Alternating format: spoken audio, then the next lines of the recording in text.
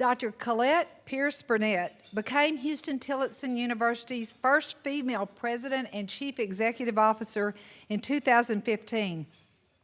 She arrived at Huston-Tillotson with a mission to set the university apart as the intellectual heartbeat of East Austin.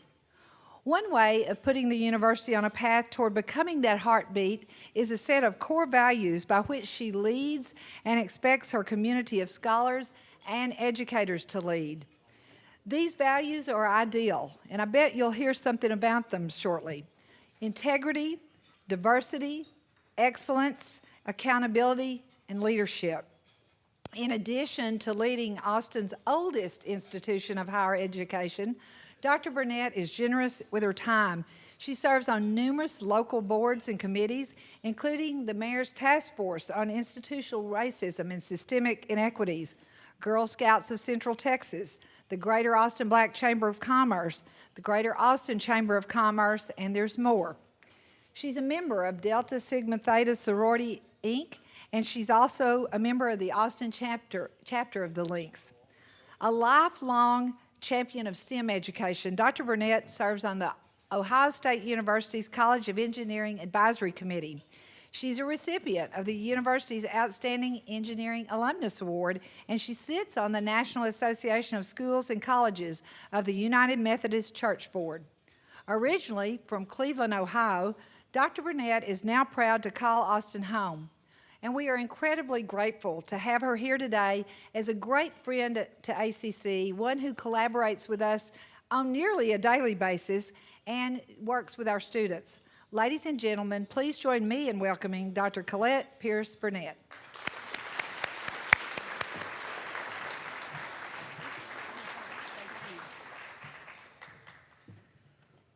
Well, good morning, afternoon, not sure what it is, but good. First of all, on behalf of my Board of Trustees, my students, faculty, and staff, I extend greetings from Huston-Tillotson University.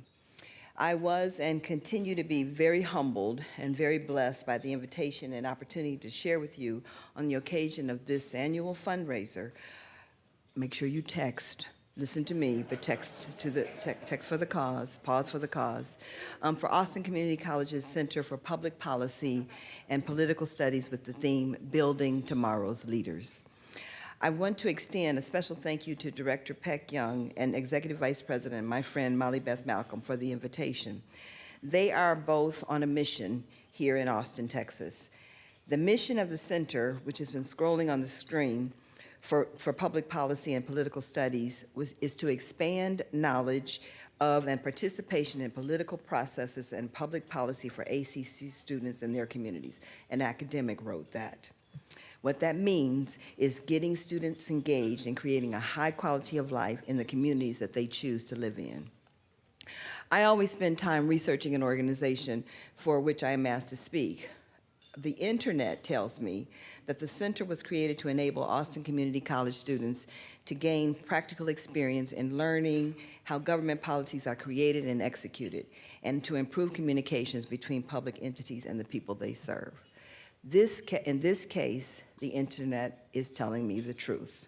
That's real facts. And I know that because I know the people that are engaged. The presence of each of you today, either as a student, a friend, or an ally of the Institute or of ACC, shows your parallel commitment to the same vision and the same mission. And for that, I salute you. As a sidebar, I want to take an opportunity to lift and commend as a whole the work of our sister institution, Austin Community College, under the leadership of my friend and colleague, President Richard Rhodes. I have an affinity for the mission of community colleges. A stark example of being a college of the community is exhibited here today.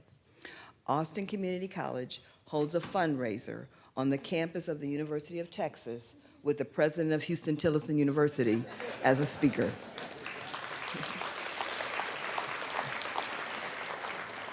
Community college meets research institution, meets minority serving liberal arts institution.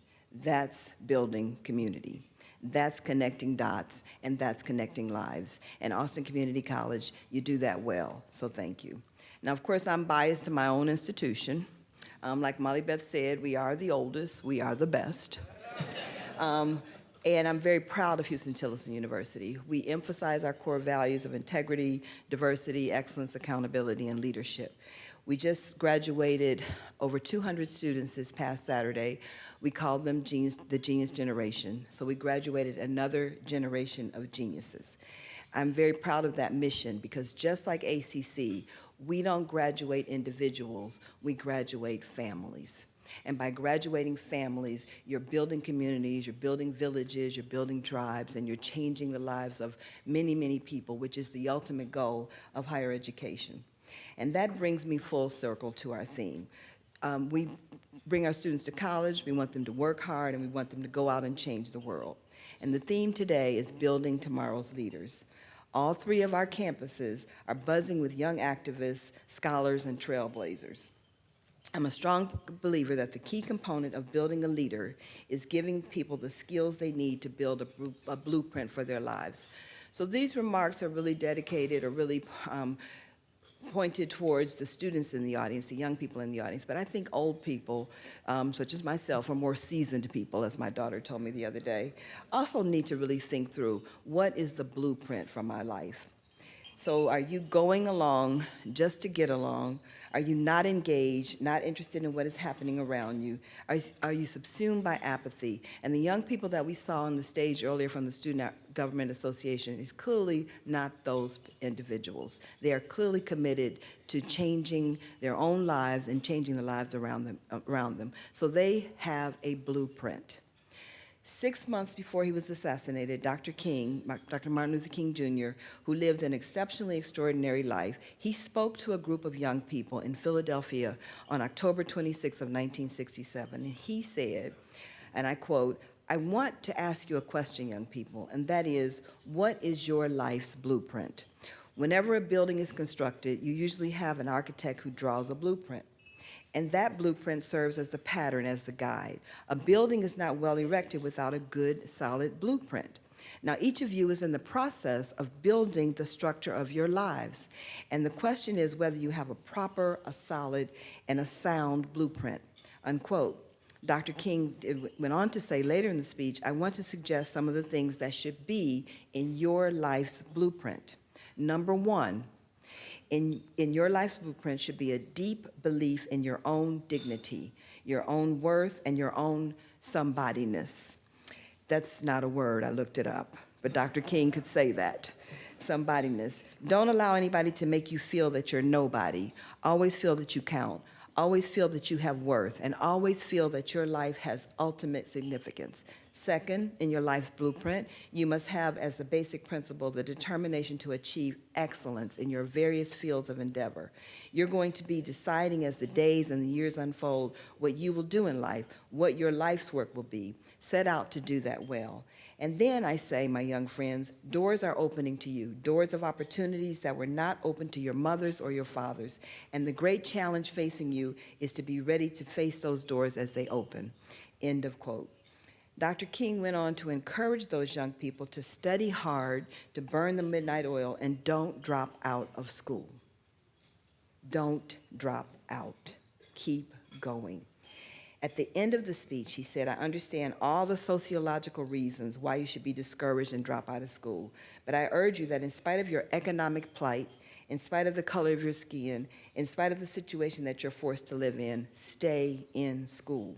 And when you discover what you will be in your life, what your blueprint will be, set out to do it as if God Almighty himself called you at this particular moment in history to do it. Just set out to do a good job. Set out to do such a good job that the living, the dead, or the unborn couldn't do it any better." That 50-year-old message still rings true and real, probably more so than ever. As my students say, that's hashtag real talk. Dr. King knew that that audience filled with young black scholars needed to build a solid blueprint for their lives in order for them to move into the headwinds facing them in what we affectionately call the real world. So why those words, to create a solid blueprint? Because they lived in chaotic times in our nation's history, the 1960s, with an unfriendly world waiting for them. So what were those headwinds? So I'd like to quote another group of great philosophers who captured what those headwinds were. Those great philosophers are from the Institute of Motown. They are the Temptations. And they wrote a song right after the death of Dr. King. So very quickly, people moving out, people moving in. Why? Because of the color of their skin. Run, run, run, but you sure can't hide. An eye for an eye, a tooth for a tooth. Vote for me and I'll set you free. Rap on, brother, rap on. Well, the only person talking about love thy brother is the preacher. And it seems nobody's interested in learning but the teacher. Segregation, determination, demonstration, integration, aggravation, humiliation, obligation to our nation. Ball of confusion. That's what the world is today. Yeah, yeah. The sale of pills is at an all-time high. Young folks walking around with their heads in the sky. Cities aflame in the summertime. And oh, the beat goes on. Eve of destruction, tax deduction, city inspectors, bill collectors, evolution, revolution, gun control, the sound of soul, shooting rockets to the moon, kids growing up too soon. Politicians say more taxes will solve everything, and the band plays on. Great Googa Mooga, can't you hear me talking to you? Just a ball of confusion. That's what the world is today. Fear in the air, tension everywhere. Unemployment rising fast, the Beatles' new records of gas. And the only safe place to live is on an Indian reservation. But the band played on. People all over the world are shouting, "End the war," and the band played on. Round and around we go. Where the world's headed, nobody knows. Great Googa Mooga, can't you hear me talking to you? Just a ball of confusion. That's what the world is today. And then let me hear you, let me hear you, let me hear you, let me hear you. So for those of you who know the song, you'll be singing that and the rest are in your mind the rest of the day. My intellectual presidential interpretation of that song is that the world around us is in a spiral. There's tremendous concern about our political institutions, our civil liberties, our civil and our human rights. The lyrics implore us to understand the evolution and the current role of our own nation in the world. It is a call to participate in the democratic process and finally identifying and understanding differences and commonalities within diverse culture. Yep, it says all that. But in my non-presidential language, good Googa Mooga, can't you hear me talking to you? It's a ball of confusion. So why do we care about that?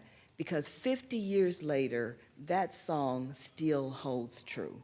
Despite the fact that we're living at a time with tremendous technological advancement growing at an exponential rate, we have driverless cars, your cell phone can recognize your face or your fingerprint. We are increasingly globalized, but the world seems smaller. We can travel virtually anywhere at any time, and you can never be lost as long as you have OnStar. Yet, injustice prevails in our nation. We are increasingly disconnected from each other. We are still trying to figure out how to embrace diversity and how to be inclusive. We can go and find out the latest news from around the world, as well as know the most intimate details from our favorite celebrity or politician. But we very seldom know the name of our next door neighbor, nor have we met the local city council person who might be making decisions about your future. So when we might have opinions about the big issues affecting our lives, we find ourselves as a society that we don't pay attention to those local public policy decisions that affect our lives much more immediately and much more profoundly, let alone state or federal policies. But our nation did not start out like this. In fact, when our country was founded, it was founded on the principle of people coming together to create something new. It was a democratic experiment that at that time was trailblazing and changed the course of history. What happened to put us in a place where, to quote Dr. King again, our material abundance has brought us neither peace of mind nor serenity of spirit? Like most, if not all of you, I grew up learning a little bit about democracies, how they worked, how a bill became a law. I remember learning in my social studies and political science courses about the three branches of government.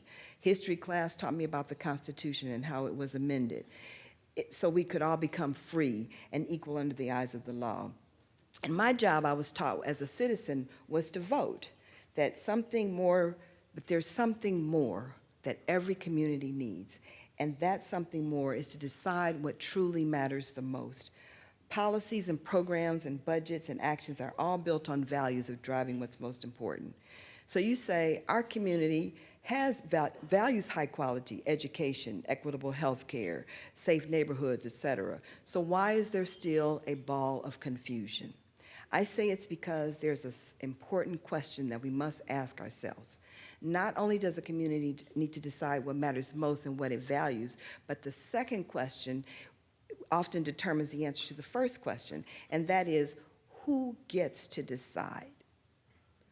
Who's allowed to determine what matters most to an entire community? When you're not cognizant of who gets to decide and what voices are heard, you end up with a system where what matters most to some becomes what matters most to all. However, when all people get involved and are civically engaged in their communities, sharing things they value, they transform the policies, they change the definition of success that a community has for itself, and you start to see a very different kind of democracy playing out in the community. In fact, that's why I believe democracy, how I believe democracy was designed to work. You hear it on TV, government by the people, for the people. Lack of engagement from everyday citizens becomes an anti against where we're trying to go.